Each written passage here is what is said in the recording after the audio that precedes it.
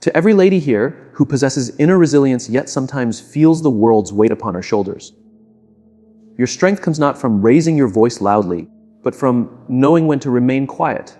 It's not about winning every contest, but about choosing which struggles are truly worth engaging in. But here's an essential truth that every formidable female must eventually grasp. Existence will not always applaud your might.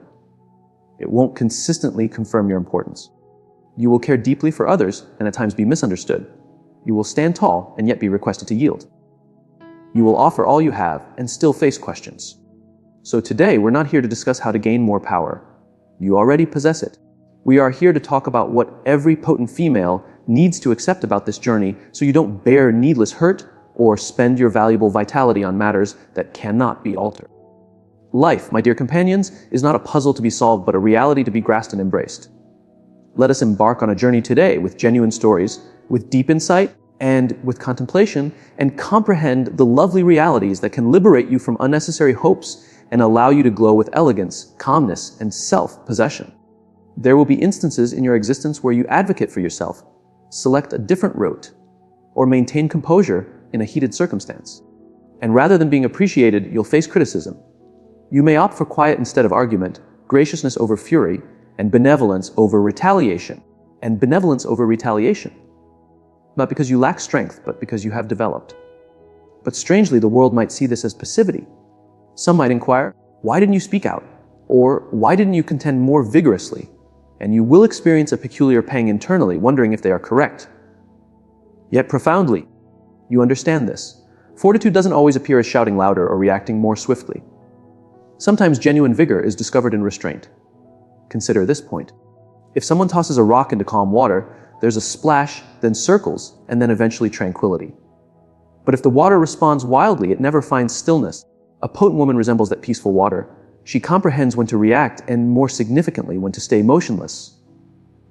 And that quietude, that stillness, is a deliberate choice. It's a might that many will not grasp because the world frequently links influence with commotion. Consider a daily illustration. A working mother.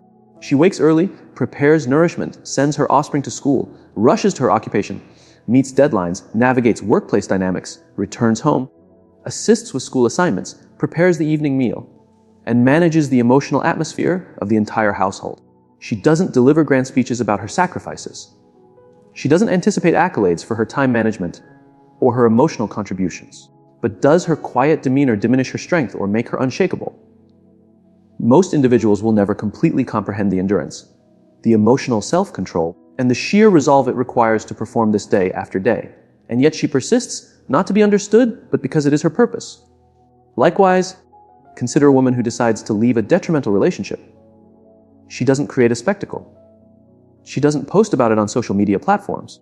She simply calmly selects herself, her serenity, her importance. But people whisper she surrendered too readily. What they fail to observe are the nights she wept herself to slumber, the instances she pardoned beyond what was reasonable, and the moments she questioned her own worth just to cling to someone who couldn't cherish her properly. That unnoticeable departure was not feebleness, it was bravery. We inhabit a world that reveres clamor. If you are loud, you are noticed. If you are loud, you are perceived as self-assured. But assurance isn't always noisy. Sometimes it's the female who opts to listen instead of interrupting, who selects tranquility over approval, who chooses not to prove her value to individuals committed to misunderstanding her. One of the most challenging truths to accept as a formidable female is that not everyone is prepared for the version of you that no longer seeks validation. When you develop, evolve, and release the desire to be liked, you cease performing. And when you stop performing, some individuals will label you as distant, conceited, or cold. But you are not being any of those things. You are simply safeguarding your vitality. You've learned that it's perfectly fine if not everyone applauds your triumph. It's perfectly fine if not everyone celebrates your advancement. You are no longer living for the spectators. You are living from your inner core. Let me remind you of something profound. The tree doesn't cease growing just because no one is observing. It grows quietly, firmly, deeply. And one day, when it's tall and providing shade, people gather beneath it in wonder. Your might is like that tree. It doesn't need to shout. It merely needs to grow. So indeed, not everyone will grasp your resilience. Some will mistake your serenity for frailty. Some will question your decisions, your boundaries, your silence. And that's acceptable. You don't owe the world an explanation for choosing peace over disorder. You don't need to explain why you departed, why you chose to rest, or why you stopped over giving. The reality is, a powerful woman recognizes that being misunderstood is often the cost of genuineness. Your task is not to persuade the world of your influence. Your task is to live it modestly, softly, steadily, because authentic might doesn't seek commendation. It simply exists. There comes a moment in every potent woman's existence when she begins to feel separated from the very individuals she once held dear. The discussions don't flow in the same manner. The latter doesn't resonate as it once did. The bond that once seemed unbreakable now feels strained. And for a period, she interrogates herself. Am I altering too much? Why do I feel such a disconnection? Am I the source of the difficulty? But with the passage of time and reflection, she starts to comprehend this is not disloyalty. This is a process that she's experiencing daily. Am I the source of the difficulty? But with the passage of time and reflection, she starts to comprehend this is not disloyalty. This is a process she must undergo. This is advancement. Development is a quiet force. It doesn't always come with pyrotechnics or loud declarations. It happens softly.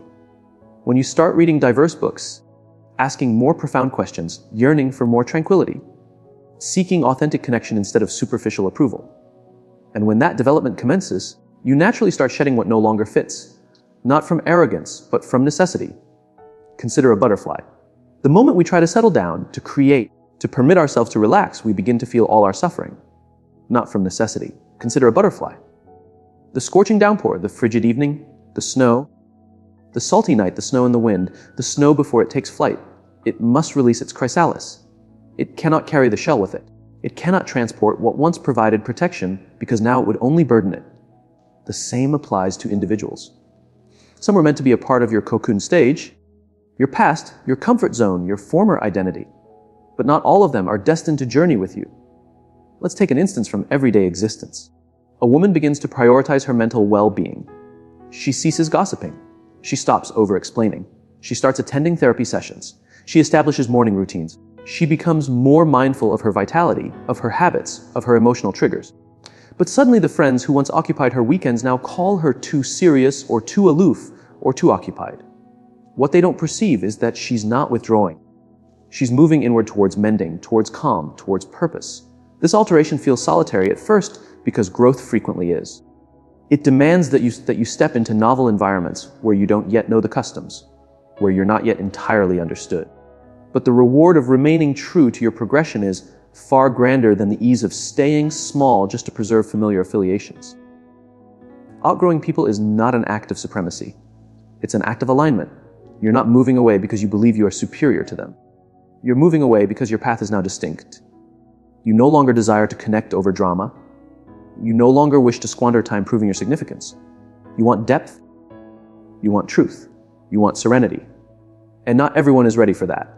Sometimes it's the individuals you care for the most who will not comprehend your progress. A childhood acquaintance who feels left behind. A family member who says, "You've changed," and they are correct, you have. But transformation is not disloyalty. It's the most genuine action you can take for yourself. To honor who you are becoming more than who you once were, there's a poignant splendor in realizing that affection can exist without proximity. That some connections were intended to educate you, not to remain with you forever. That departing doesn't signify ingratitude. It means you are aware. Aware of the fact that staying linked to what no longer nourishes you is a gradual form of self-neglect. You are permitted to love individuals and still depart. You are allowed to be grateful for what they offered you and still acknowledge that your chapter with them has concluded. You are permitted to state, "This no longer feels correct," even if it once felt like everything. Outgrowing individuals is one of the most arduous aspects of personal development. It necessitates maturity, sympathy, and fortitude. But it also opens the entrance for new associations that correspond with the woman you are becoming, not the woman you used to be. And when those new bonds appear, individuals who see you, hear you, understand your limits, honor your journey, you'll realize that you were never losing anything. You were creating space for more harmonious vitality. So if you're in that place right now where old companionships feel like restrictive footwear, where discussions no longer sustain you, where you feel the quiet culpability of abandoning familiar groups, grasp this. You are not mistaken for growing. You are not selfish for choosing yourself. You are not unfaithful for departing. You are simply transforming into who you were always destined to be. And in that becoming, some will remain, some will leave. And some fresh souls will arrive, possessing the same frequency as your authenticity. Do not dread the release. Trust the unfolding because your development isn't a menace. It's your reawakening. And any connection that cannot ascend with you was never intended to confine your aspirations in the first place. She's too much. How many times has a robust woman heard those phrases? Too loud, too opinionated, too emotional, too intense, too self-reliant, too driven, too everything. And each instance those phrases are uttered, even if with a chuckle, even if dismissed as a jest, they strike a sensitive spot because they don't merely describe her demeanor. They convey a subtle message that her very being is somehow incorrect. From early childhood, many young girls are instructed to diminish themselves, to sit with their knees together, to speak softly, to apologize before expressing themselves, to not occupy too much room. So when a woman stands up and disregards those unspoken regulations, when she dares to occupy space, to employ her voice to decline when something doesn't feel right, suddenly she's labeled as too much. But have you ever paused to consider, what if her too much is precisely what the world requires more of? What if her too much is precisely what the world requires more of? Consider a woman who holds firm to her boundaries. She doesn't permit disrespect. She states what she means and she means what she says. Some will assert she's too rigid. But perhaps they are simply unaccustomed to a woman who doesn't yield to be, well, like. Perhaps they've never witnessed someone honor her own worth so fiercely. Reflect on the woman who expresses her beliefs with fervor. Her voice rises. Her eyes illuminate. She doesn't soften the truth. And people say she's too aggressive or too theatrical. But would they utter the same if she were a male? Or is it simply that the world is uneasy with a woman who declines to remain silent? There's the woman who cares deeply, not halfway, not with reservation, but with her entire being. She appears. She recalls significant dates. She sends vocal messages when she misses you. She'll notice when your smile doesn't reach your eyes and inquire, are you genuinely well? And what does she hear? You're too sensitive, too emotional. As if caring profoundly is a defect. As if the depth of her compassion is a burden to others. And what about the visionaries? The women who articulate, I wish to construct something extraordinary. I wish to traverse the globe. I wish to establish my own venture. I wish to live life on my own conditions. They are met with amusement or caution. Do not aim excessively high. What if you encounter failure? Shouldn't be more practical. But she has no interest in a confined existence. She understands that to shrink her aspirations merely to conform would be the true failure. She's not too much. She's complete. Full of zeal, full of conviction, full of insight. She laughs heartily because she has experienced sorrow and still selects joy. She dances uninhibitedly because she has liberated herself from constraints that attempted to hold her. She laughs heartily because she has liberated herself from constraints that attempted to hold her. She dances uninhibitedly because she has liberated herself from constraints that attempted to hold her. She loves deeply because she comprehends what it feels like to be overlooked, and she refuses to allow others to experience the same. But the world isn't always prepared for fullness. It's uneasy with intensity. It prefers women to be polite, agreeable, soft-spoken. So when she presents herself as her whole self without apology, the labels begin to emerge. But here's the reality. Being too much for some individuals simply signifies she's not meant for small confines. She's not here to diminish her essence to make others feel at ease. She's not here to moderate herself so others won't feel insecure. She's not here to become less so someone else can feel more. In daily interactions, you observe this everywhere. In meetings where a woman articulates a novel idea only to be informed later that it was a bit intense. In connections where she's asked to be quieter, calmer, less emotional. In families where her assertiveness is mistaken for rebelliousness. And yet she persists, not because it's effortless, but because authenticity is more sacred than acceptance. She's not difficult to cherish. She merely requires someone who isn't apprehensive of the profoundness of her spirit. She's not challenging. She simply values truth more than deception. She's not too much. She's precisely the measure that genuine existence, genuine affection, and genuine transformation demand. So, to every woman who has ever been informed she's too much, understand this. The world needs you precisely as you are. Do not permit the unease of others to persuade you to dim your radiance. Do not permit their apprehension of your might to cause you to question your own. You were not brought into existence to conform to someone else's comfort zone. You were brought into existence to challenge, to inspire, to awaken. Let them declare you are too much. And let that be your affirmation that you're not living small because you're too much might just be the authorization another woman needs to finally become her complete self. We inhabit a world that frequently gauges a woman's significance by her relationship status. Whether she is married, in a relationship, betrothed, or has offspring, it's as if your entire identity is categorized into a designation. Single, taken, divorced, widowed. And when you don't align with the ideal story that society anticipates, you are made to feel as though something is absent. But the truth is this: your worth was never meant to be restricted within the limitations of another person's presence in your life. From an early age, girls are nurtured to envision nuptials. Fairy tales instruct them that their narrative commences when they are chosen by a prince. Motion pictures reiterate the same message repeatedly: that genuine happiness arrives when someone else enters and completes you. But what if the true completion occurs when you encounter yourself? What if the most sacred bond is the one between your spirit and your intention? There are countless women across the globe who are unmarried, not by circumstance but by deliberate choice. They are constructing professional paths, exploring the world, cultivating their passions, serving their communities, and developing spiritually. And yet, each time they return home, someone inquires, "When are you going to settle down?" As if their existence, their aspirations, their journey, none of it matters until a ring is placed on their finger. But you perceive the phrase, "settling down," should never imply accepting less. Your journey is legitimate whether or not it incorporates a companion. Let's consider a commonplace daily scenario. A woman in her 30s living independently, flourishing in her profession, content in her solitude. She dines by herself, attends ceremonies alone, purchases her own celebratory dessert, and undertakes holidays independently. She has established a lovely, tranquil existence, but every family gathering echoes the same inquiry. Still without a partner. No one asks her if she is joyful. No one asks her what book transformed her life this month, or what new objectives she is pursuing. Because in the view of society, her achievements are not finished without someone to share them with. But what they neglect is this: she is sharing it with herself, with the planet, with the individuals she assists, the groups she directs, the aspirations she nurtures. It's crucial to comprehend that being in a relationship is not a prize, and being unattached is not a penalty. And now I'll offer you a thought. You are not merely the average of your companions. It's crucial to comprehend that being in a relationship is not a prize, and being unattached is not a penalty. Both are states of being. Neither defines who you are at your very essence. The notion that a woman is lacking without a partner is one of the most detrimental falsehoods we've ever been taught. You are not half of anything. You are a complete individual.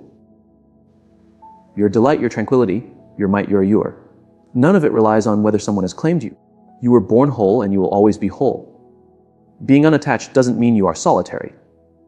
And being in a relationship doesn't always signify you are satisfied. The objective is not simply to discover someone, it's to discover yourself first. To be so firmly established in your self-worth, so deeply rooted in your principles, so clear in your perspective that you're never enticed to settle for something merely because society informed you that time is depleting. Time is not running out. Existence will not hurry you. The appropriate connection will not rush you. It will find you when your spirit is prepared, not when the calendar indicates its time. And while you wait, or even if you never wait, live completely. Cherish your own company. Journey, acquire knowledge, repose, heal, progress. Because the affection you seek in another is often the affection you must first extend to yourself.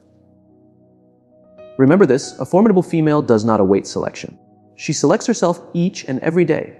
She celebrates herself on her favorable days and supports herself through the challenging ones. She is not characterized by who stands beside her, but by the fire that blazes within her. She does not await someone to confirm her importance.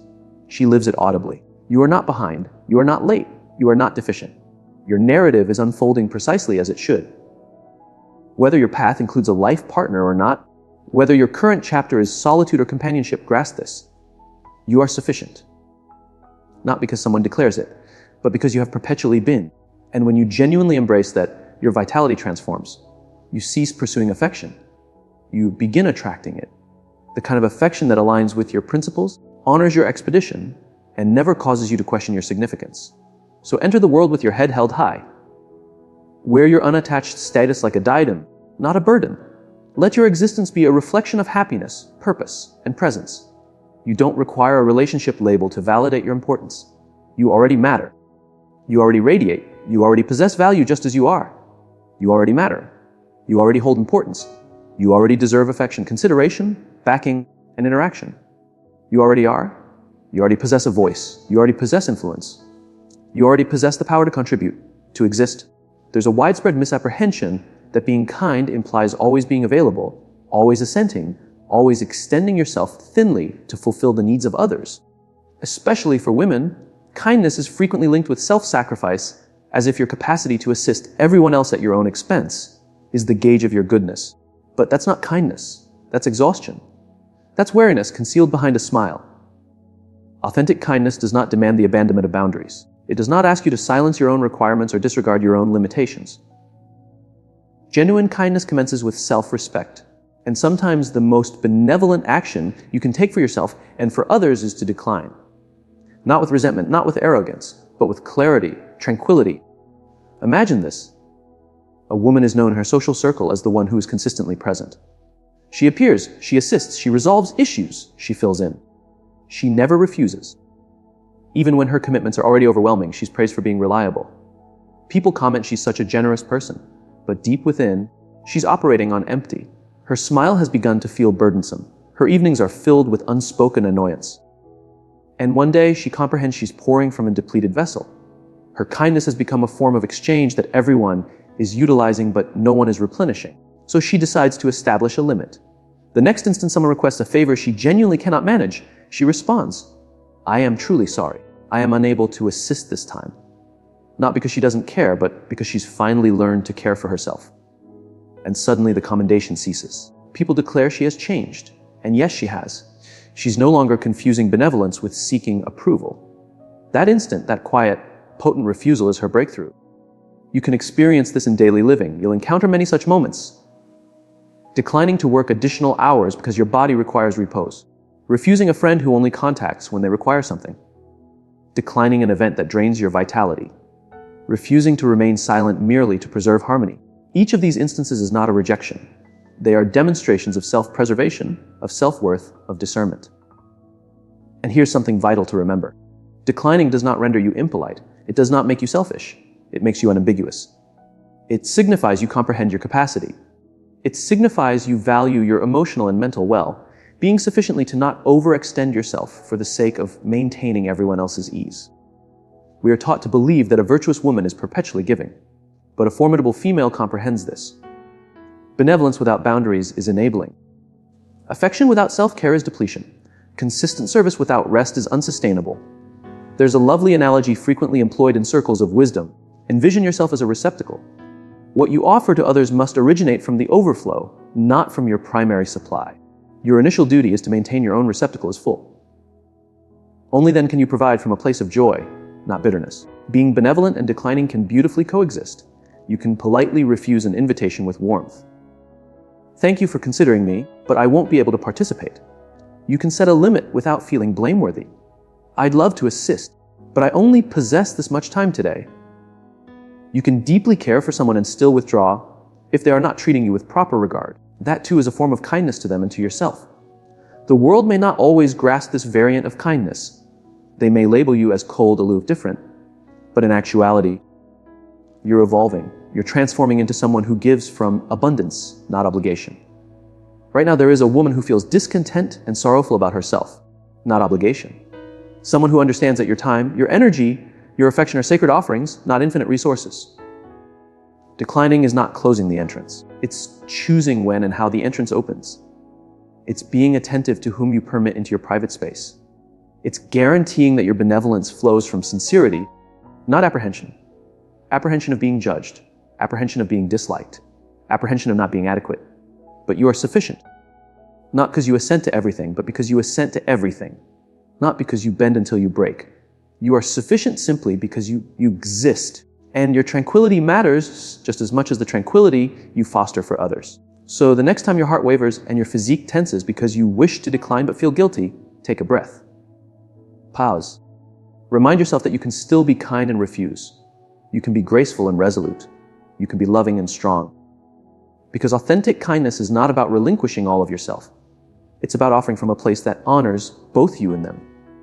And when you live with that equilibrium, your benevolence becomes more potent, more enduring, and more deeply respected. Not merely by others, but most significantly by yourself. Sorrow is one of existence's most profound instructors. Although it rarely arrives with a gentle touch, it comes through emotional distress, letdown, disloyalty, bereavement, failure. Sometimes quietly, sometimes fiercely, but always with a lesson concealed within its sting.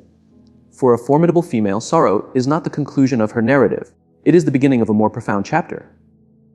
One where she doesn't simply rise, but undergoes transformation. You see, we reside in a society that instructs women to be resilient by feigning that everything is satisfactory. Don't weep. Proceed onward. Be a queen. Smile and act as if it doesn't cause pain. And so many women traverse existence bearing unseen injuries behind gleaming smiles.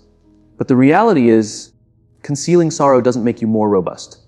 It makes you quieter in your anguish. Genuine influence commences when you cease concealing your imperfections and begin to claim them.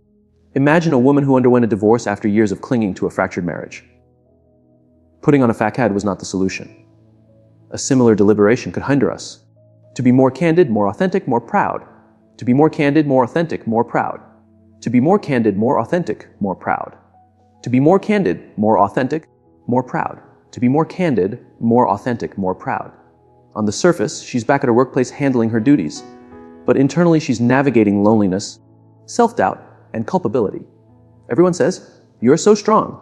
But no one observes her when she's seated alone at night, replaying recollections she cannot erase. Initially, she attempts to bury the distress, keep herself occupied, act unaffected, but eventually she breaks gently, privately.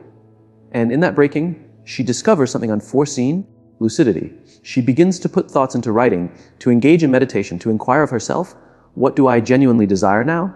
That sorrow, once stifling, slowly transforms into a guide leading her towards an existence that is more sincere, more harmonious, more liberated. Anguish, when confronted with valor, evolves into might. Consider the aquatic blossom. It flourishes magnificently, but only from the mire. Without the grime, without the obscurity, without the pressure beneath the liquid, the aquatic blossom would never ascend. You are the same. The suffering you've encountered, the betrayal that caused you to question your significance, the setback that shook your self-assurance, the bereavement that emptied your heart, none of it was squandered. It was the mire from which your might is developing. In everyday existence, sorrow can manifest in minor, consistent ways. The friend who suddenly becomes distant. The career chance that eludes you. The aspiration you pursued that did not transpire as you anticipated. Each of these moments, if you permit them, can convert into stimulus. Stimulus for introspection, for self-love, for limits, for improved selections. But only if you cease pretending you're untouched and begin allowing yourself to feel. The world doesn't require more women who are experts at concealing distress. The world requires women who can declare, yes, I was hurt, but I recovered and I am still recovering and I am still standing. Because that genuineness, that susceptibility is not feebleness. It is might. It is leadership. It's what makes others feel acknowledged. There's something lovely that occurs when you embrace your distress instead of fleeing from it. You become gentler where you used to be rigid. You listen more attentively. You judge less. You become empathetic not only with others but with yourself. You cease pushing yourself to always be flawless and instead begin becoming complete. Being formidable doesn't signify you don't weep. It signifies you comprehend how to wipe your own tears and still continue moving forward. It signifies you understand that healing is not straightforward. Some days you'll feel as though you've progressed. Other days it will feel as though you're back at the beginning. But throughout it all, you're developing. You're evolving. You don't have to display your distress as a symbol. But don't bury it as though it never happened. Allow it to reside in your narrative. Allow it to inform your judgments. Allow it to deepen your compassion. Allow it to be the rationale you ascend with more intention, more affection, more veracity. A powerful woman doesn't evade distress. She transforms it. She converts refusal into redirection. She transforms heartbreak into heart opening. She turns failure into concentration. She transforms wounds into discernment. So if you're carrying sorrow today, do not hasten to numb it. Sit with it. Pen your thoughts about it. Pray through it. Converse with someone. Permit the sorrow to speak. Not so it commands you, but so it can educate you. Because one day you'll reflect and realize the thing you believe would shatter you actually rebuilt you. You are not fractured because you've been injured. You are becoming. You are ascending from the remnants of previous versions of yourself. More resilient, softer, more perceptive. And the world requires that version of you. Not the one who conceals the sorrow, but the one who radiates through it. This is your might. Not in feigning to be untouched, but in demonstrating that even when existence attempted to silence you, you opted to ascend and articulate live, and care more loudly than ever before.